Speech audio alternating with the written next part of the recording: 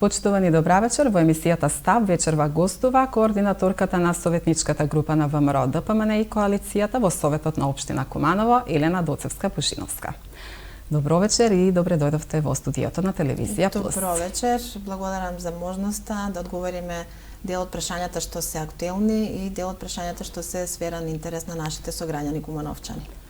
Оно што засега голем дел од граѓаните е јавниот превоз. Речиси 3 месеца жителите на поголемите населби се без јавен превоз, спорни се 4 линии, а целиот град без општински линиски превоз беше цел месец, односно во месец јануари.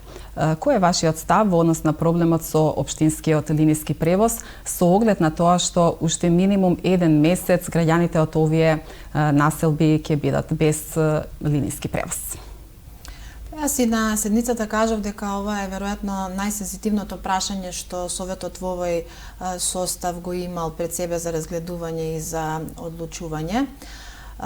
Силно сочувствувам со сите наши сограѓани кои што имаат потешкоти во секојдневното функционирање предизвикани токму од прекинот на јавниот превоз.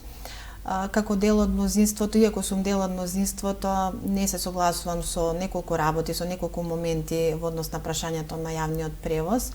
Пред се тоа е она соопштение објавено на општинскиот официјален сајт на 31 декември во попладневните часови, нели кога сите се подготвуваат за прослава на новогодишната ноќ.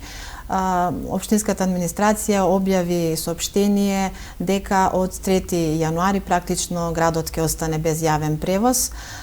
Бев изненадена и револтирана во ист момент и тогаш и денеска сочувствувам со сите наши сограѓани кои што на 3 јануари, не знаејќи дека нема да има јавен превоз, застанале на некој од автобуските постројки и чекале да дојде автобусот за да се одвезат до работните места. И денеска, кажувам, и тогаш реагирав дека недозволиво е најголемата општина во државата да остане без јавен превоз од било која причина. За мене тоа е неоправдано и несериозно. На последната седница беше присутен градоначалникот, му поставив прашања кои што се однесуваат на навремено или ненавремено отпочнување на постапката за линиски превоз. Добив одговор, меѓутоа за жал не ме увери со кажаното во одговорот. Имено Советот во овој состав на седница на 6 декември, прва работна седница беше тоа, донесе одлука за уредување на линиски превоз, која што одлука всушност е еден предуслов за да се отпочне постапка. И градоначалникот тоа го правдаше дека не можело порано, имало изборен период и така натаму и така натаму. Меѓутоа, за волја на вистината, претходниот состав, последната седница работна ја имал на 22 септември и комотно можело оваа одлука да ја донесе на таа седница, зашто имало и други точки на разгледување, со што би се овозможило една постапка да почне порано. Имајќи во предвид пак дека законот дозволува 3, 4, па дури и повеќе месеци порано да се отпочне една постапка, а се со цел граѓаните да немаат прекин во некоја услуга, како во случајов услуга со јавниот превоз.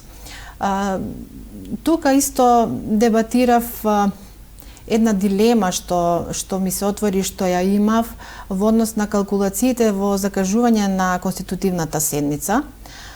Согласно законските одредби и статутот на општината, конститутивната седница се закажува во рок од 20 дена од завршување на изборите. Кај нас конститутивната седница беше закажана точно на последниот ден од рокот, точно на 20-тиот ден, од некои лични, политички или не знам какви калкулации на СДСМ, затоа што седницата согласно статутот ја закажува председателот од претходниот состав, а тоа е всушност советник од советничката група на СДСМ. И пратев, тогаш следев, додека ние се конституиравме, значи на буткање последниот ден од законскиот рок, другите општини веќе и се конституира, дури има и одржано по некоја работна седница и кај нив работата почна да врви, да тече.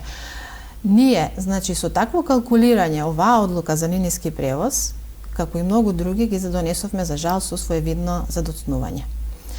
и мора да се има во предвид дека сите тие игри, сите тие калкулации доведуваат до некои ситуации за кои што отпосле едни префрлаат вина на други, тие префрлаат топката и вината кај политичкиот опонент и така натаму и така натаму.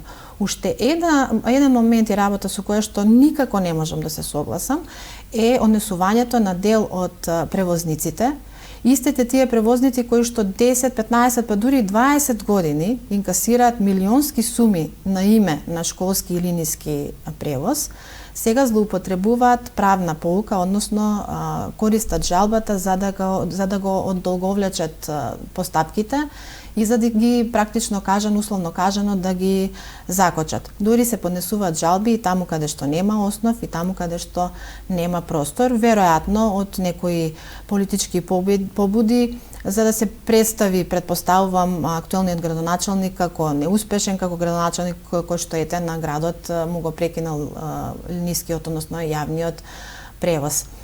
Јас и пред да ми почне советничкиот мандат, и сега во овој момент, и во било кој друг момент од време траењето на мандатот, нема да си дозволам да бидам ничи адвокат, ничи бизнис лобирања, интереси на поединци, на компании, бизнис сделки и секакви позадински игри ќе бидат надвор од видокругот на моето интересирање.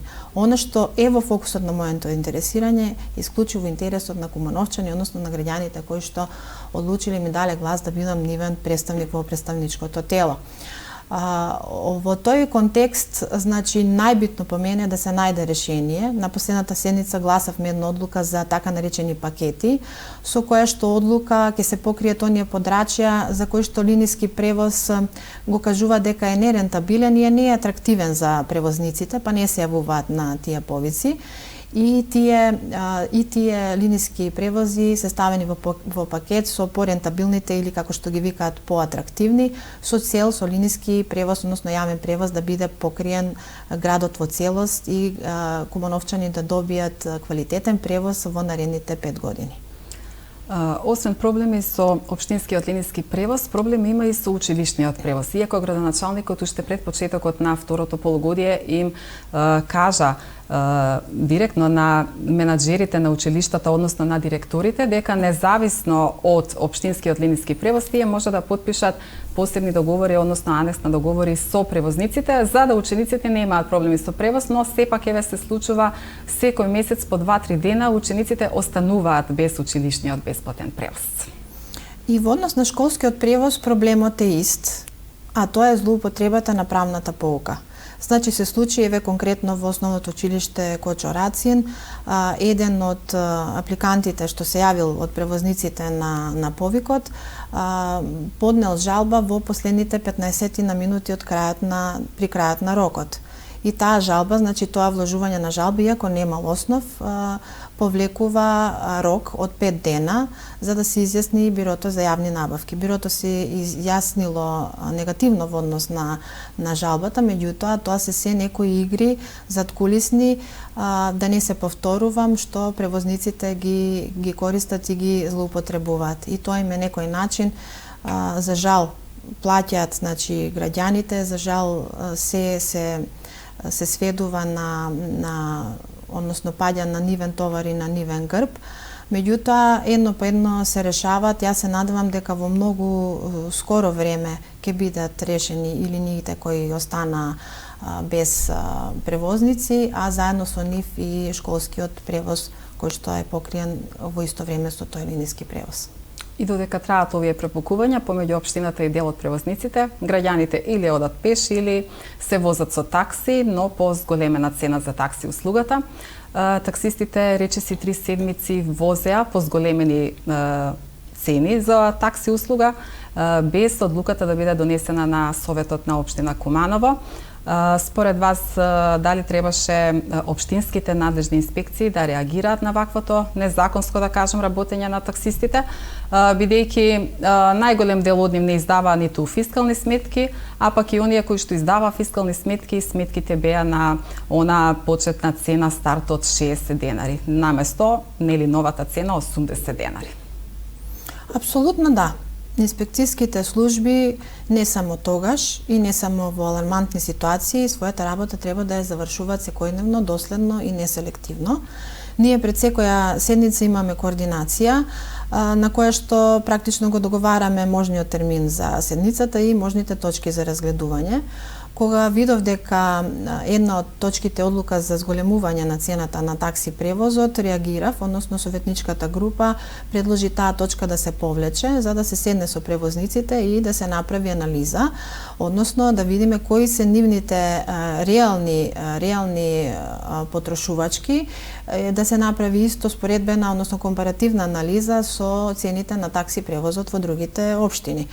Значи, само на таков начин сметаме дека може да се донесат квалитетни одлуки од кои што нема да бидат засегнати поголемиот и поширокиот дел од јавност или засегнатата страна, односно во овој случај такси превозниците. Дури како советничка група размислувавме да предложиме зголемување, меѓутоа да биде поблаго зголемувањето, односно помало, така да тоа што го викаме ние старт, да не биде од 60 на 80 денари, туку да биде 70 денари и да речеме тоа по километар, како се вика таксата, да биде наместо 30-40 денари, да биде 35 денари. Меѓутоа, во таа недела, додека го разгледувавме предлогот во рамки на советничката група и на комисијата, се случи трократно зголемување на горивата. Во меѓувреме, таксистите донесоа анализа на нивни реални трошоци и во еден момент нивните барања за сумите кои што после ги изгласавме беа многу реални. Ги изгласавме, меѓутоа да се вратам и на вашето прецизно прашање дали требаше да наплаќаат пред Советот да ја донесе одлуката. Апсолутно не. Значи, никој во општината, во државата не смее да ги прекршува законите. Ниту такси превозниците, ниту поединци, ниту компании, ниту институции, ако сакаме да имаме еден функционален систем за кој што сите зборуваме и постојано го посакуваме. Такси компаниите требаше да почекаат согласно законските одредби, Советот да донесе одлука за покачување и да не ги ставаат граѓаните во една незавидна и во една непријатна состојба, без донесена одлука од Совет да им наплаќаат повисоки цени. По зголемувањето на цената на електричната енергија и на природниот газ, и граѓаните, но и институциите добиваат многу повисоки сметки за потрошена електрична енергија и газ. Поради огромните сметки, општинските јавни предпријатија преку Сдруженијето АТКОМ побараа државата да им помогне во справување со енергетската криза и покрај тоа што јавните предпријатија се знае дека основачите се општините. Дали се реални овие барања на општинските јавни предпријатија, имајќи во предвид дека од друга страна пак државата веќе дава помош за сметките за потрошена струја на 7500 домаќинства со ниски приходи? Реални се, како не се реални. И не само што се реални, туку проблемот се продолбочува што не се решава, туку се талоши. Јавните предпријатија своите буџети за 2022 година ги имаат проектирано согласно донесениот буџет, што ние го гласавме на 6.12. И своите програми за успешно функционирање и работење ги имаат направено согласно проектираниот буџет. Меѓутоа, расходната страна, расходните ставки на нивните буџети и на програмите всушност се правени по цените што тогаш беа на пазарот и за електрична енергија, и за гориво, и за природниот газ. И тие цени беа далеку пониски од тие што ги имаме сега. Значи, се јави не мало, незначително, но енормно зголемување на цените. И вие имате една состојба каде што има огромен дисбаланс во тоа што го имаат проектирано и во тоа што го имаат реално како проблем.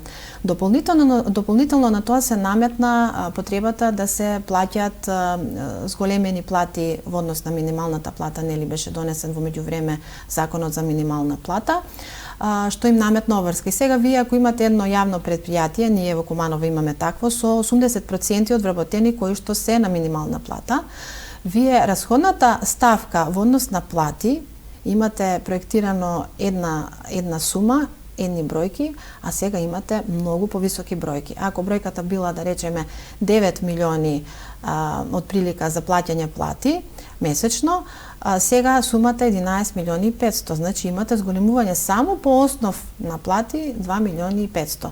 Каде е електричната енергија, каде е природниот газ, каде се другите давачки. Во исто време, да речеме, чисто за илустрација, имаме јавно предпријатие чија што сметка за електрична енергија порано била до 1 милион денари. Сега стига сметка приближно до 7 милиони денари. Тие во буџетот за 2022 година 7 милиони денари планирале да покријат 7 месеци електрична енергија. Значи, не само да е оттежната работата на јавните предпријатија, па да зборуваме за таков еден проблем, се доведува во прашање воопшто функционирањето на јавните предпријатија. Владата е таа која што мора да изнајде решение. Има впечаток дека централната власт всушност сака да наметне еден впечаток помеѓу граѓаните дека се работи за, не знам, слаби менаџерски способности на одредени директори на јавни предпријатија или општини што не функционираат од причина што ги води опозицијата. Меѓутоа, и да е така, ќе имаме слаби менаџери 20, 3, 5 мина, 10 мина. Ќе имаме општини што имаат слаб менаџерски тим или несоодветен градоначалник, 1, 2 или 5 општини. Меѓутоа, кога вие имате аларм од буквално сите директори на јавни предпријатија, имате аларм од буквално сите градоначалници, без оглед од која политичка провиниенција доаѓаат, значи тоа е показател дека вие имате сериозен проблем за решавање. Владата треба сериозно да се посвети на решавање на овој проблем час поскоро, за да, како што кажав на почетокот, проблемите не се таложат и за да едноставно не се доведе во прашање и водоснабдување, а и хигиената во секоја одделна општина. Во контекст на ова, нели, по зголемувањето на цената на електричната енергија и природниот газ, престана со работа градскиот затворен базен.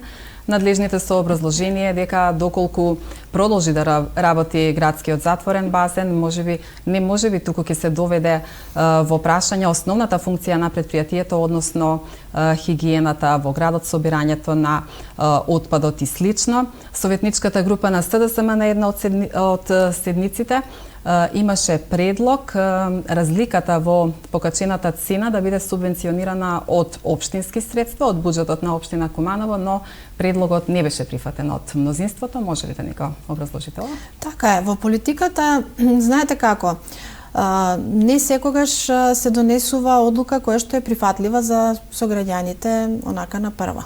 Не секогаш се носат одлуки што се популистички или популарни, да речеме.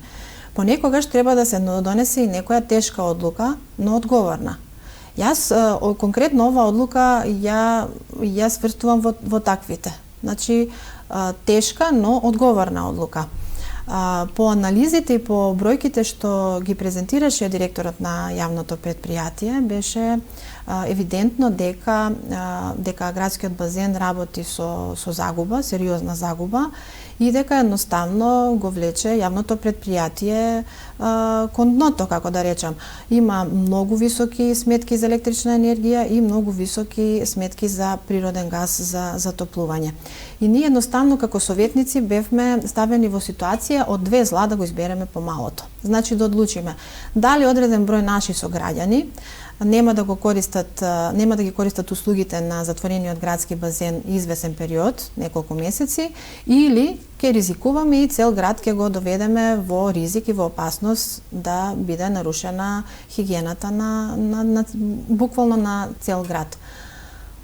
Одлучивме да го избереме помалото зло, односно градскиот затворен базен да биде затворен. Тука мене што ме мачи, што не ми се допаѓа, е тоа што во вакви некои деликатни, сензитивни моменти сметам дека буквално сите 33 советника треба да се обединети околу проблемот. Да не го злоупотребуваат за ситно политички поени, би кажала. Да советничката група на СДСМ предложи некакво субвенционирање од општинскиот буџет за градскиот базен да може да функционира, да работи.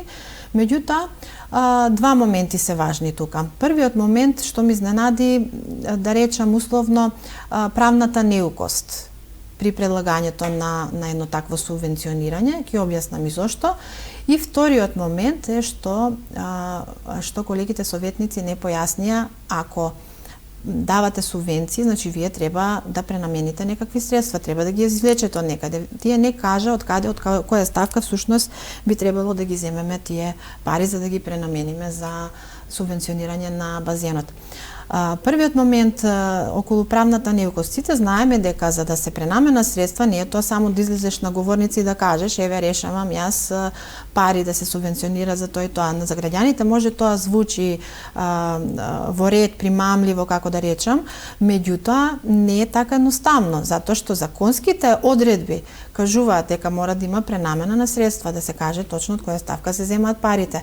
Треба да се направи ребаланс на буџетот, за тоа треба да се почека. Тоа што не ми се свиѓа, што не беа фер, сметам дека не беа фер колегите советници од СДСМ и од ДУИ, е што не кажа од која ставка, односно еве не кажа да речеме дека би ги земале парите од кружниот предвидени за изградба на кружниот тек што во моментов се реализира на булеварите Октомврска револуција и Трета македонска, или пак не кажа дека тоа треба да се парите предвидени за канализација што е децениски проблем во населбата Пуковско, или пак требаше да се откажеме од реконструкција на кровот во основните училишта Крстен Мисирков и браќа Миладиновци, за да ги пренамениме, да може одреден број наши сограѓани да користат за услугите на затворениот базен. Истите тие советници, значи кога летово отворениот базен не беше отворен ниту еден ден на најголемите жештини, не реагираа. Не бара субвенционирање од општината, ниту пак смета дека раководството на јавното предпријатие е несоодветно или дека има проблем со раководење на базенот. Зошто? Затоа што во тој момент директор, односно раководниот тим на јавното предпријатие беше од нивната партија и тогаш имаа поинаква слика и поинаков настап. И затоа сметам дека нивниот предлог за субвенционирање беше и неиздржан, и нефер, и беше на некој начин лицемерен, како да кажам, во однос на тоа, на креирање на погрешна перцепција на граѓаните. Како координаторка на советничката група на ВМРО-ДПМН, имавте на една од седниците, мислам дека беше и првата седница, имавте иницијатива за донирање на службените лаптоп компјутери на училиштата, но овој ваш предлог, оваа иницијатива, да кажам, беше одбиена од мнозинството советници. Сметате ли понатаму дека службените лаптоп компјутери навистина требаше да бидат отстапени на користење на училиштата? Еве, ризикувам да бидам разберана и погрешно, можеби од колегите советници или од дел од јавноста, меѓутоа јас сметам дека буквално ниту еден функционер, избрано именувано лице, на кој што му е доверена функција, не треба да има апсолутно никаква привилегија. Па нека бидат тоа и лаптопи или не знам, телефони или големи претплати, службени возила, сметки за репрезентација, така натаму и така натаму. Значи, никаква привилегија. Точно инициирав лаптопите службени да бидат дадени, меѓутоа предлогот си беше на советничката група на ВМРО-ДПМН, на советниците од Наше Куманово и колегата советник од Левица. Иако на една од координациите понудивме предлогот да дојде од сите 33 советника, да не биде после препукување на говорница дека ете се работи за популистички чекор, па ете ВМРО сака да поентира.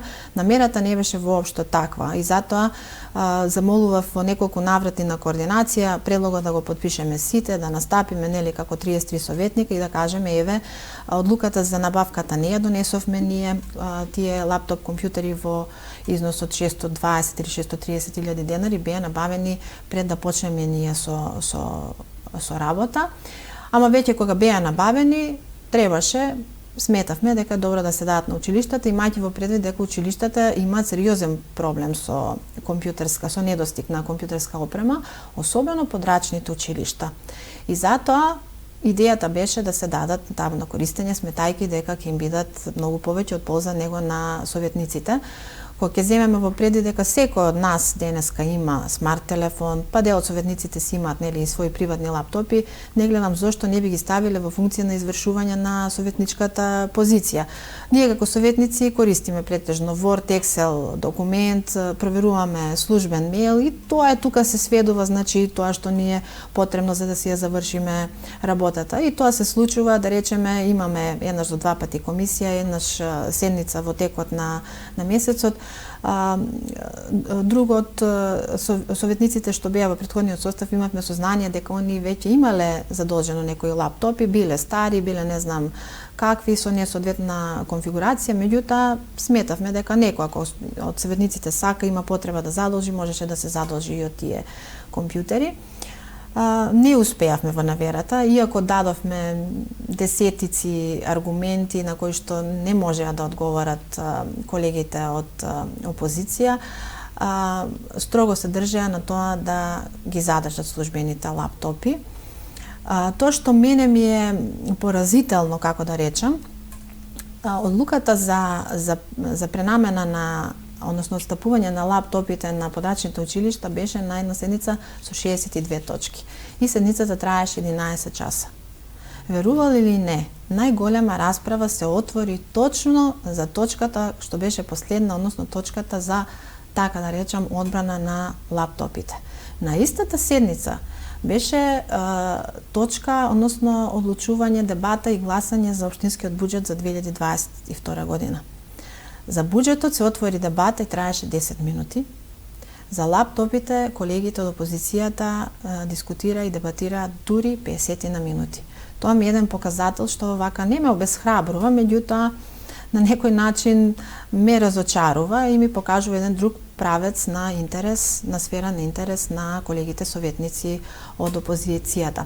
А времето и праксата еве овие месеци како работиме покажува дека лаптопите воопшто или многу мал дел ги користат за потребите во извршување на советничката функција, со тоа што гледаме дека на комисија практично никој не ги носи. На седниците на советот и вашата камера може тоа да го забележи, ретко кој советник носи лаптоп или го отвара пред себе.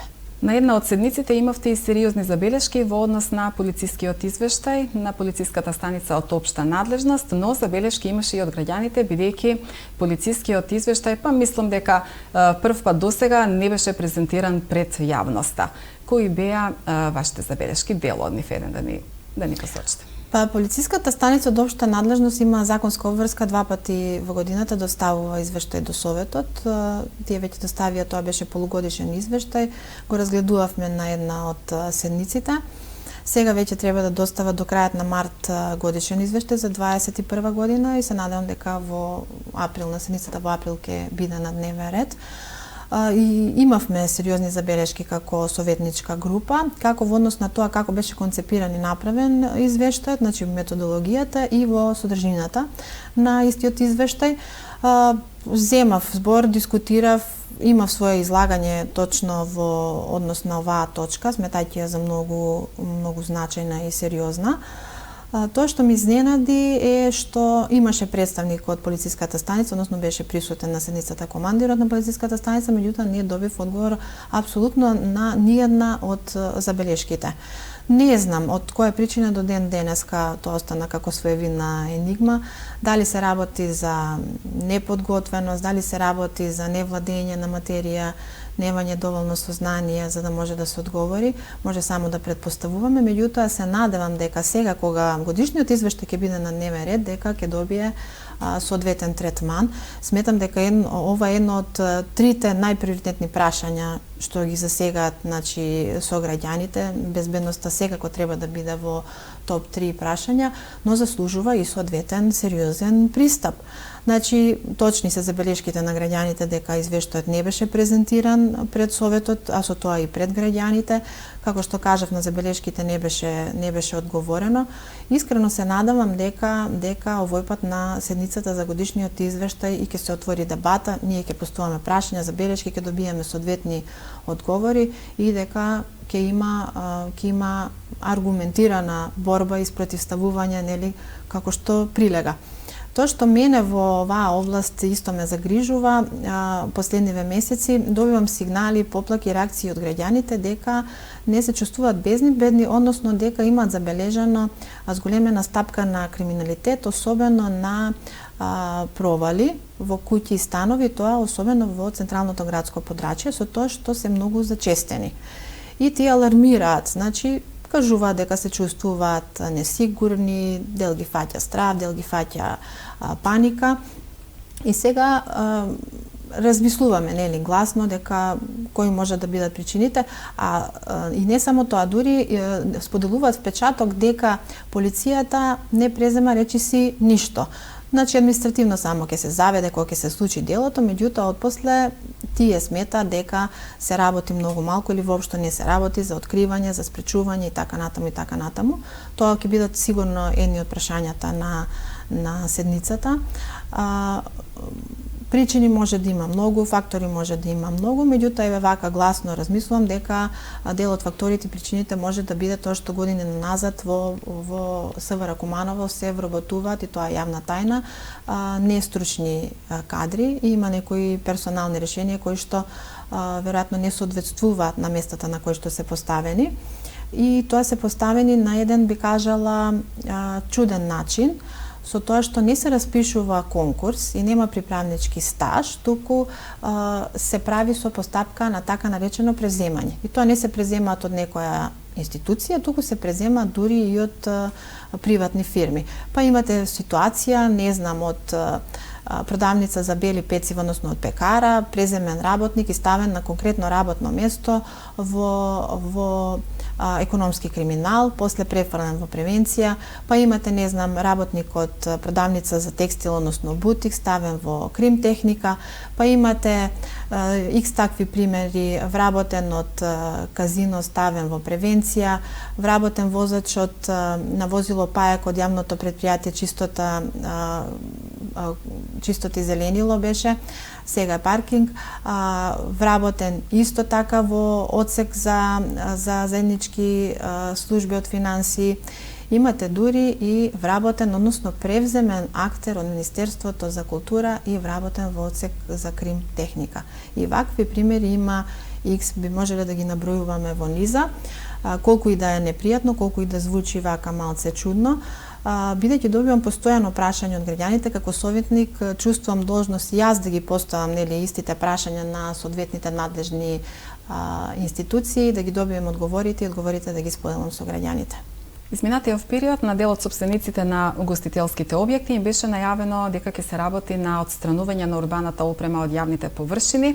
Дали ќе се действува на сите локации во градот, вклучително и централното градско подрачје, и дали во време на економска криза не значи ова уште еден дополнителен удар врз економијата во градот? Па не знам дали, не сум сигурна дали им беше најавено или повеќе беа тоа онака чаршиски муабети и шпекулации. Меѓутоа, на последната седница во предлог дневниот ред беше една точка за стандардизација на правилник за користење на урбана опрема, што во превод и во пракса би било отстранување на дел од терасите и бавчите на кумановските угостители. Лично сметам дека угостителството е секторот кој што најмногу беше, еден од секторите што најмногу беа засегнати изминатите неколку години заради ситуацијата со COVID-19, и наместо сега да ги стимулираме и да бидеме со нив, да ги поддржиме, ние сега дополнително со ваков чекор, со ваква постапка, дополнително им задаваме удари и проблеми. Советничката група на ВМРО ДПМН и коалицијата предложи таа точка да биде тргната од дневен ред, да се седне со гостителите, ние сме во постојана комуникација со нив, да се најде заедничко решение кое што нема да биде на штета на ниту една засегната страна. Ние со гостителите имавме средби во предизборието, значи им дадовме ветувања, дадовме збор, остануваме и на зборот и на сите ветувања дека ќе бидеме нивна поддршка во текот на мандатот што ни предстои. Советничката група на ВМРО, ДПМН и коалицијата подготвува план за достапност на советниците кон граѓаните на општина Куманово. Од друга страна пак СДСМ и коалицијата започнуваат со отворени денови со граѓаните, но во партиските простории. Што предвидува овој план за достапност на советниците? Па знаете како, кога сите како политички опции, политички партии во предизборна кампања не ни е проблем да одиме од врата на врата, одиме во приградски населби, во селски средини, не остануваме само во партиските штабови и канцеларии и не водиме кампања само на социјални мрежи, на Facebook, на Twitter и така натаму. Значи, има причина зашто одиме од врата на врата, да стегнеме рака, да слушнеме за проблеми, бараме глас повеќе, даваме соодветни известни ветувања. Сметам дека тој начин на комуникација апсолутно треба да се продолжи по завршување на изборите. А некако функционерите, избрани именувани лица, забораваат дека треба да останат во постојан контакт со граѓаните. Кога одиме пред избори од врата на врата, стално се соочуваме со непријатни ситуации од типот само пред избори доаѓате, што се издржани, што се реалност, или сите сте исти. И во неколку такви ситуации, не само за овие локални избори, меѓутоа и за претходните парламентарни, председателски и така натаму, била истата слика и најдуваме на истата разочараност кај граѓаните. Тоа ми беше мотив плюс да си кажам некогаш кога ќе бидам во состојба, ќе се потрудам ова да го спенам и оваа разочараност кај граѓаните, да поработиме на промена на оваа разочараност кај граѓаните. Од таму идејата за овој план, го крстивме план за поголема достапност на советниците кон граѓаните. Замислено е да биде во две фази. Првата фаза би опфатила десетина алатки, мерки и активности кои што може да се реализираат на пократок рок и за кои што не е потребна финансиска конструкција, односно не изискуваат финансиски средства, што секако се нели проблем. Втората фаза ќе биде унапредување на активностите, проширување, модифицирање таму каде што треба на активностите од првата фаза, меѓутоа ќе опфати и пообемни и пообсежни проекти за кои што се потребни финансиски средства, меѓутоа сме со намера до тогаш да најдеме донатори, односно организации кои што работат на финансирање токму на транспарентност, унапредување на транспарентност и демократијата на институции на локално ниво. Имаме убави замисли, сакаме да ги предложиме во завршна фаза ние планот, веќе од понеделник ќе го предложиме пред советниците, исто како предлогот за лаптопите и овој план сакаме да биде за сите советници. Во воведот имаме напишано дека не оставаме простор апсолутно за никакво политизирање и дека се надеваме дека комуникацијата со граѓаните ќе издигнеме на едно повисоко ниво, да воведеме поинакви стандарди за таа комуникација кои што ќе се рефлектираат и на понатамошните состави на совети. Веќе кога општината дава на име средства за работа, ресурси, еве лаптопи задолжија колегите советници, не знам мобилни телефони, не знам службени мејлови, сметам дека ако е од парите на граѓаните, буквално се треба да се стави во функција на граѓаните. Сите тие ресурси, заедно со општинската страна, официјална страна, каде што има алатки, совет, општина, треба да ги ставиме апсолутно во функција на граѓаните, а граѓаните да бидат тие што ќе изберат на кој начин ќе комуницираат со нас.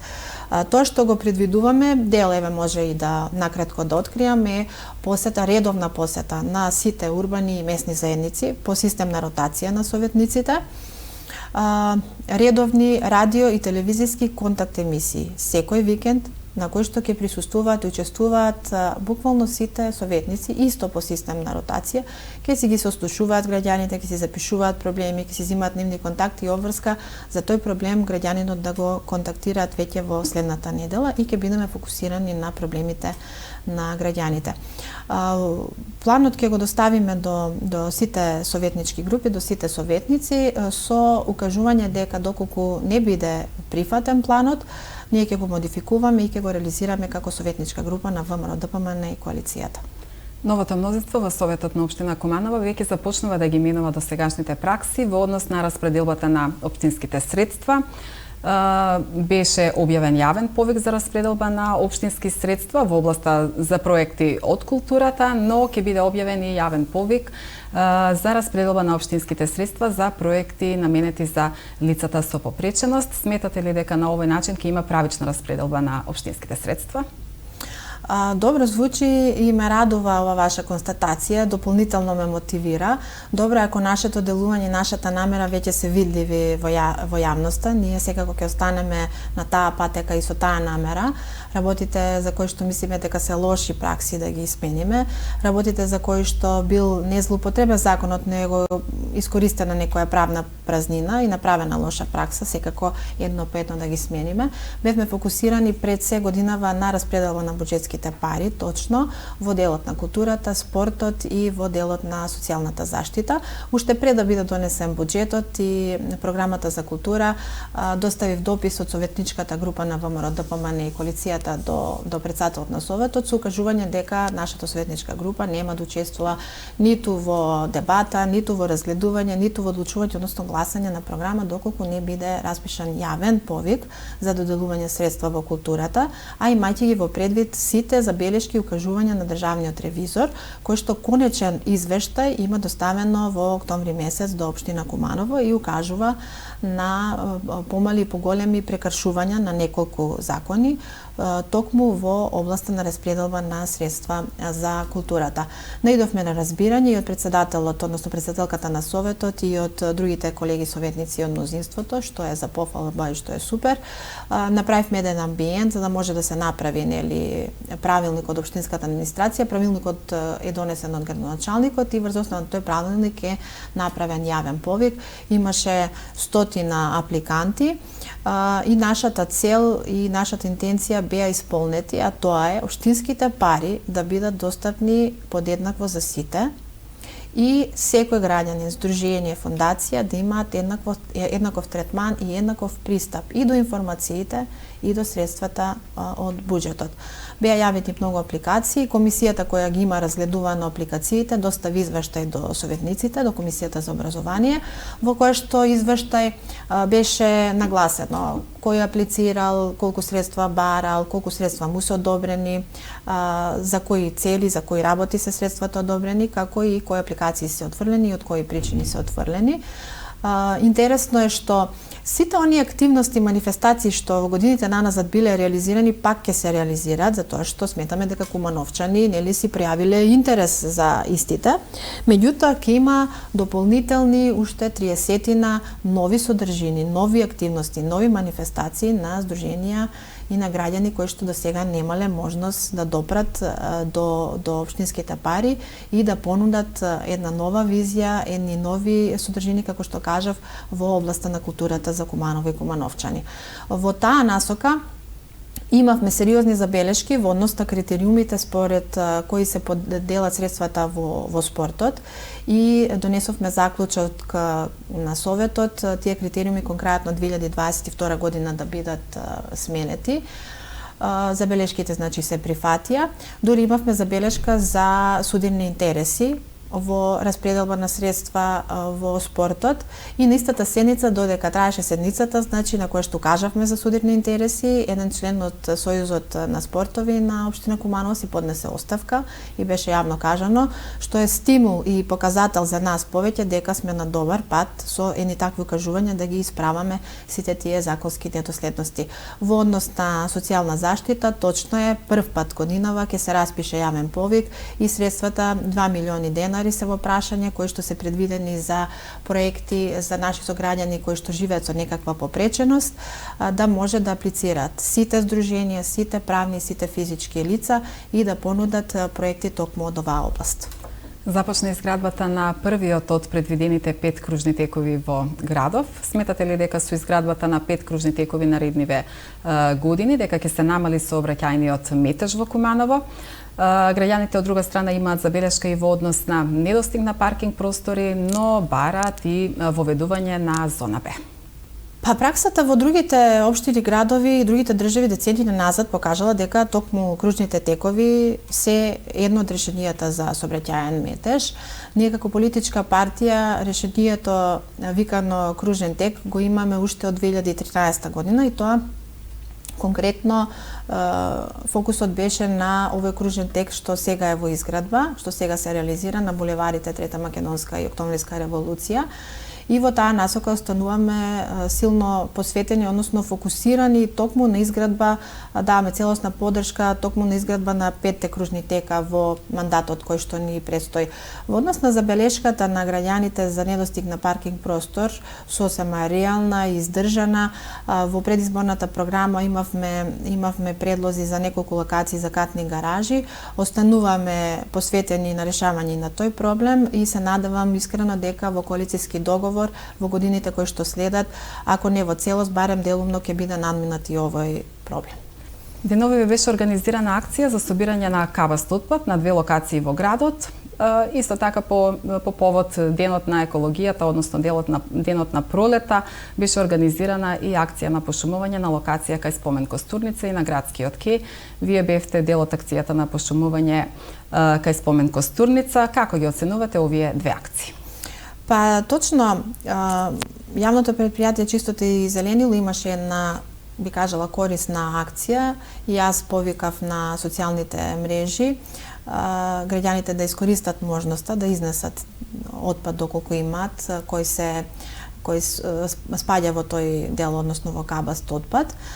Дел од граѓаните има забелешки, односно предлози дека акцијата е добра, меѓутоа треба поинаку да се концепира, да биде не на 2 фиксни локации, туку да се направи поднапред најавена програма, да биде по одредени улици.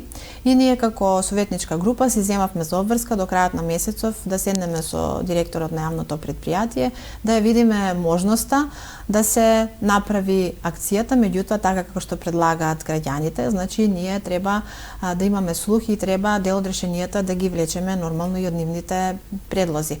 Да се направи акцијата така како што тие предлагаат и после да се види која акција била поефикасна, дали првата или втората, и во иднина да се продолжи со тој модел на реализирање на оваа акција.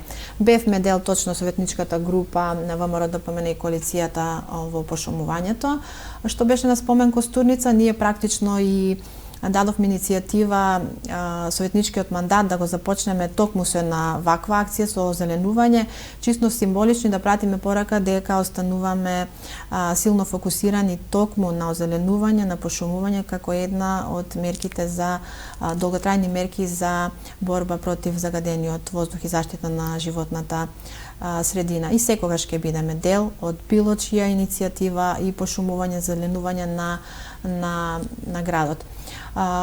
Во друг дел, како политичка партија во програмата имавме на пократок и на подолг рок предложени мерки и решенија за заштита од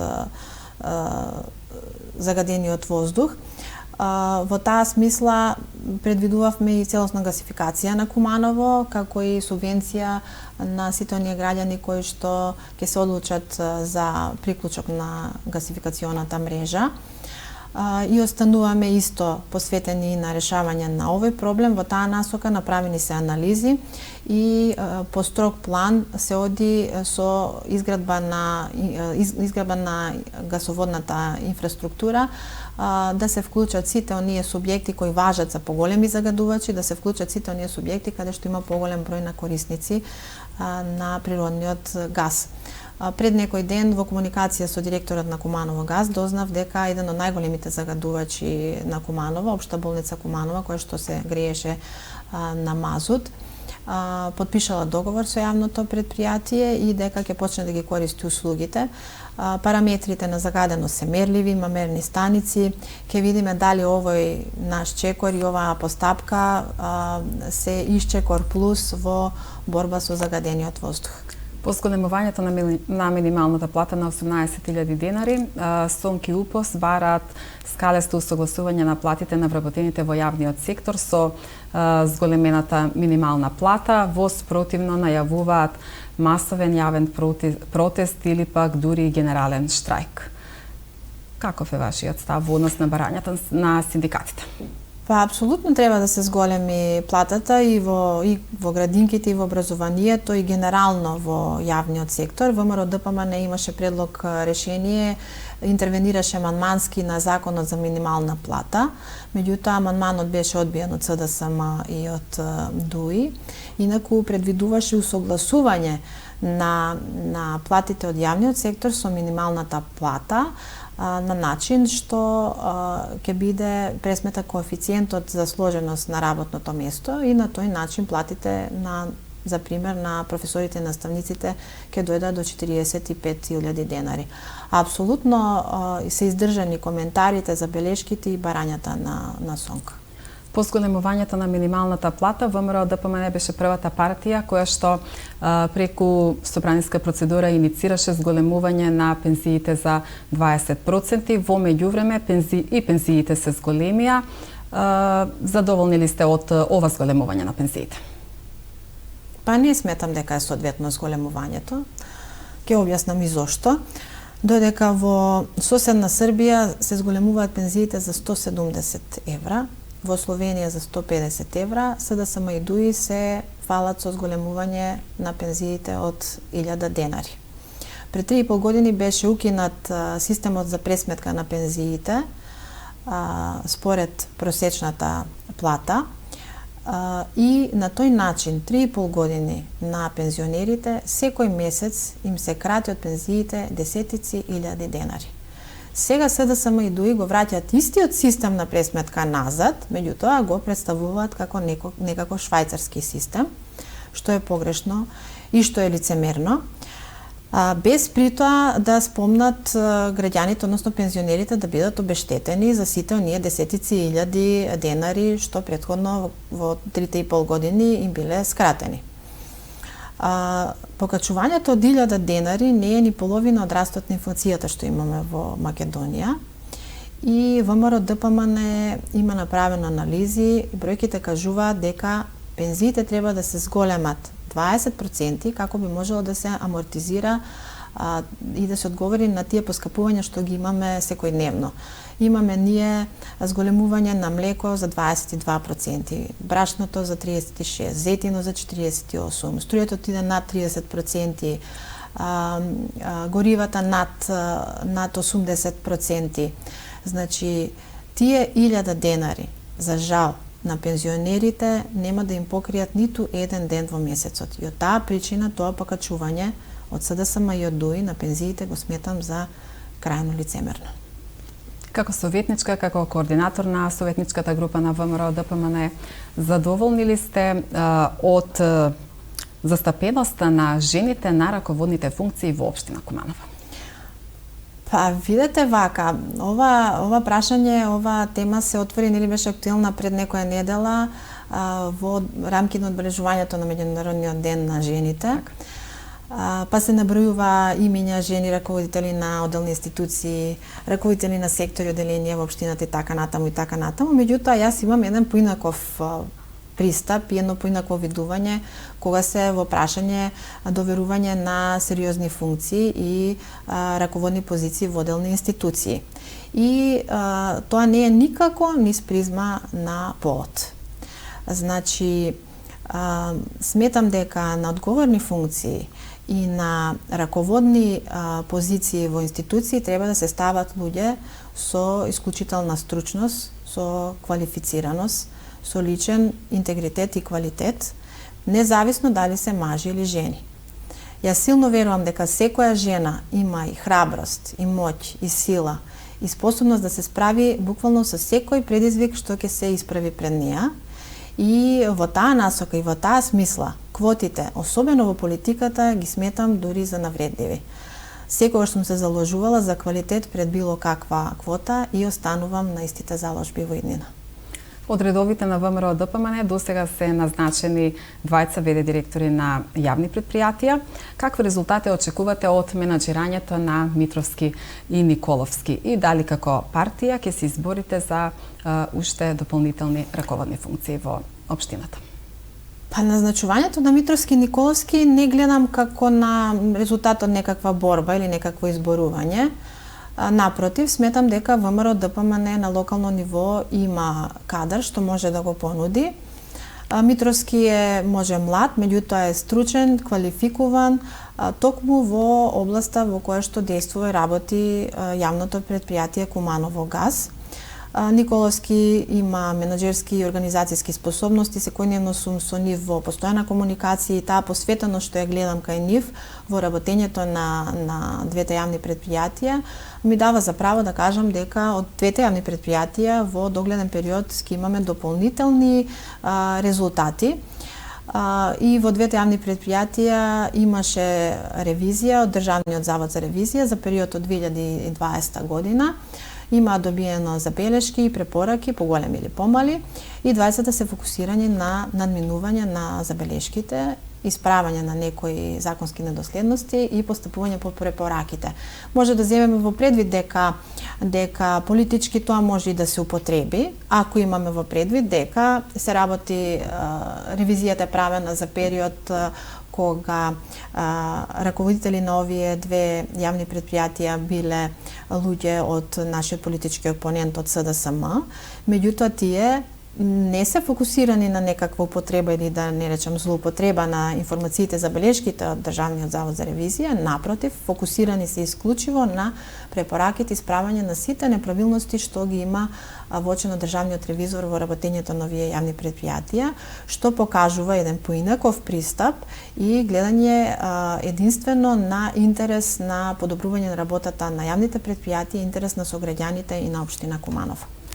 И уште едно да додам до крај, значи ВМРО ДПМН, како што кажав и на почетокот, има со што да се пофали, има кадар што може да го понуди и за многу други раководни функции и се надевам во некој иден догледен период во рамки на коалицијскиот договор и ќе бидат реализирани. Избран е нов председател на УМС на ВМРО ДПМН во Куманово. Во меѓувреме се уште трае постапката за избор на нов председател на Општинскиот комитет на ВМРО ДПМН. Какви резултати очекувате од младиот председател Иван Илиевски и време ли Општинскиот комитет на ВМРО ДПМН во Куманово да добие можеби председателка? Точно, Иван Илиевски е новото име и лице на Унијата на млади сили Куманово. Иван Илиевски е човекот што ќе продолжи постапките на неговиот претходник Филип Стефановски и со Иван Илиевски УМС го чека светла иднина во периодот што е пред нас. Во тек е избор и на председателка на Унијата на жени и како што кажавте во тек е избор на председател на Општинскиот комитет на ВМРО ДПМН. Каков председател се очекува? Па би кажала сублимат од континуитет, од една борба и практикување на вистински вредности, од борба без задршка, без условна, искрена во однос на прашања кои што се од големо значење и од национален интерес, и од друга страна енергичност, поинаков пристап, голема посветеност и многу работа. Точно е, аплицирав на конкурсот за председател на Општинскиот комитет. Постапката е во тек, процедурата е во тек согласно статутот на партијата. Изборот ќе го направат партиските органи согласно тоа што го имаме понудено како кандидати во форма на план, во форма на програма. И во интервјуата што беа спроведени, си имаме кажано секој своја визија како го гледаме развојот на Општинскиот комитет во периодот кој што следи.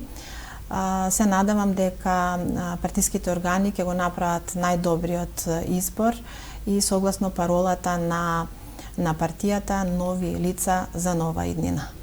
Господја Доцевска Божиновска, ви благодарам уште еднаш на гостувањето во интерес на времето. Остана уште многу неодговорени прашања, но во некоја следна прилика ќе имаме можност да поразговараме на уште интересни теми. Ви благодарам уште еднаш на можноста. Почитувани гледачи, тоа беше се за вечерва. Останете со програмата на Телевизија Плюс. Пријатна вечер.